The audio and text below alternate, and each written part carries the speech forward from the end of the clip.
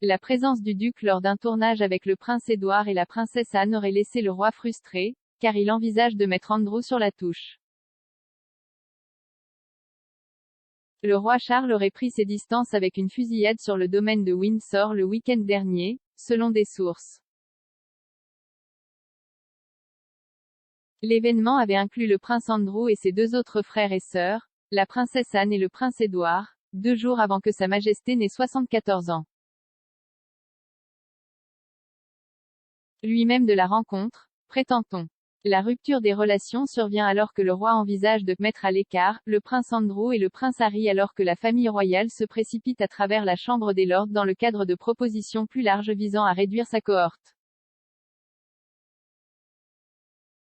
La source, qui a divulgué la situation rapportée le week-end dernier avec le Mail on Sunday, a déclaré que le roi Charles avait refusé une offre d'assister au tournage et était déçu de l'invitation d'Andrew. La source a déclaré, le roi Charles aurait été mécontent qu'Édouard et Anne aient rencontré Andrew en public et voulait qu'il soit clair qu'ils n'avaient pas participé au tournage.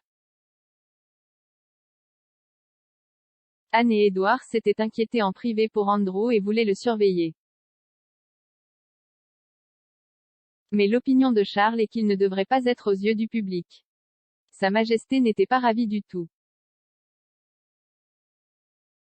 Andrew devrait être reçu par le roi à Sandringham pour Noël, mais ne fera pas partie de la marche annuelle de la famille royale vers l'église Saint-Mary-Magdalène le jour même. La frustration du roi survient alors que des sources affirment que le prince Andrew envisage un rôle non officiel du gouvernement en tant que médiateur pour Bahreïn, après avoir récemment emmené un jet privé secret dans le pays et séjourné dans un hôtel de luxe. Les relations entre le roi et son autre frère, le prince Édouard, seraient également sur les rochers car ce dernier attend toujours de recevoir un titre particulier.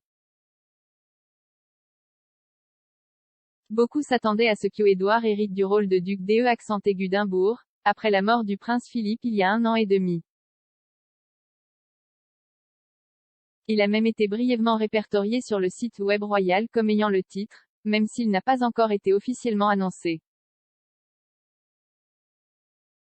Une source a déclaré, cela n'est pas passé inaperçu, cependant, le roi Charles semble donner la priorité à Édouard et à leur sœur, la princesse Anne, pour un autre rôle clé, celui de conseiller d'État.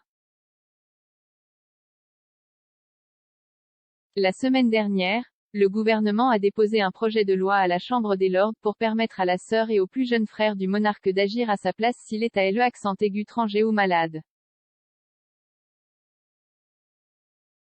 Cela inclut leur permettre d'assumer les rôles juridiques et constitutionnels du roi dans un tel scénario. On pourrait leur demander d'ouvrir ou de dissoudre le Parlement, d'approuver la nomination de ministres ou de juges, de présider le conseil privé, de rencontrer des ambassadeurs et de promulguer des lois. Il sera débattu dans son intégralité par les Lords lundi, et toutes les autres étapes seront achevées mercredi la semaine prochaine avant de se rendre aux communes, puis de retourner devant les Lords avant de recevoir la sanction royale pour en faire une loi. En proposant le projet de loi, le Lord Privy Seal Lord Trow a déclaré que les pairs auraient une latitude maximale pour faire sentir leurs opinions, y compris le dépôt d'amendements. Cela précède les plans du roi et de la reine Camilla pour leur première tournée à l'accent aigu étranger, qui devrait avoir lieu au printemps. En vertu des lois de régence de 1937 et 1953, 2 membres de la famille sur un groupe de 5 sont tenus à tout moment de se présenter si le monarque est à l'accent aigu étranger ou trop malade pour travailler. Dans l'état actuel des choses, le prince Harry et le prince Andrew pourraient théoriquement être appelés pour ce rôle comme étant parmi les 4 premiers adultes dans la ligne de succession.